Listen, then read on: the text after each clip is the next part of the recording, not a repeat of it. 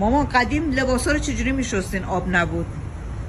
آب نبود با براقون آب خالی. نه لوله کشی آب نبود تو خونه. تو حوض میشستیم، تو چای حوض. میزدیم آب رونده بود.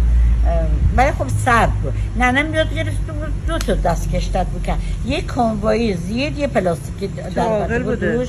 عقل داشت، خیلی زنه پر عقل بود. آقا بهم میگفت گلوسون پاس بیا چایی بریز. میگفت حالا میام بذار اینا رو بشورم میام.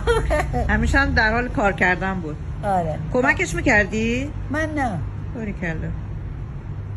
سرد بود آخه براقون. بچه هم بودی خب. بچه بودم کار ضعیف بودم و کار بودم زنم نمی. بعد که خودت رفتی خونه خودت لباس میشستی؟ آره. لباس میشستی. ولی بازم ننم میومد کمکم میکرد. آخه بابا کمک میکرد تو کارهای خونه؟ اصلا. تا فقط آخر یه در گوشت اینا میخرید میآورد، برنج و گوشت و اونا رو که خرید بوده.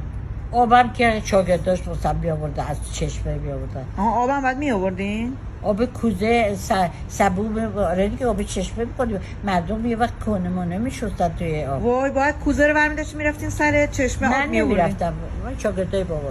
حالا اون موقع شاگرده با خود ننه هم این کارو میکرد دیگه.